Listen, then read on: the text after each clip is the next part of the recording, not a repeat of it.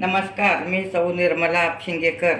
आज आपणास पोह्याच्या खिरीची रेसिपी सादर करीत आहे।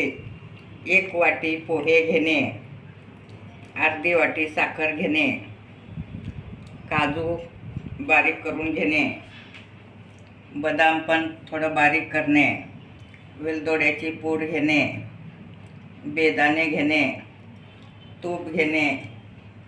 1 वाटीला 4 वाट्या दूध घेतलं आहे। तुम्ही 2 वाट्या दूध 2 वाटी पाणी घेतलं तरी चालेल। आता मी 4 वाट्या दूध घेतलं आहे। दूध उकळत ठेवणे खूप सोपी रेसिपी आहे।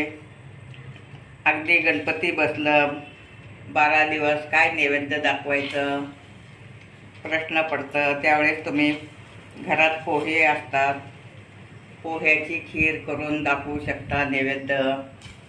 अगदी झटपट होणारी रेसिपी आहे। आता आपलं दूध उकळलं आहे, त्यात आपण आता पोहे घालणे।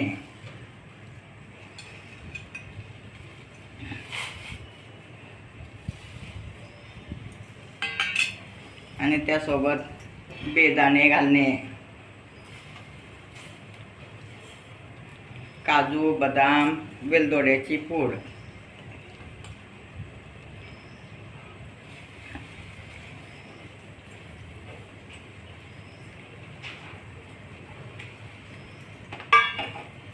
छानपैकी हलवून घेणे। आता त्यातच मी साखर घालत आहे। तुम्ही गुळ पण घालू शकता। आता सगळं एकत्र उकळून घेणे, 5 मिनिट शिजवून घेणे। आता आपली खीर तयार आहे, तुम्ही पाहू शकता। अगदी छान शिजली आहे।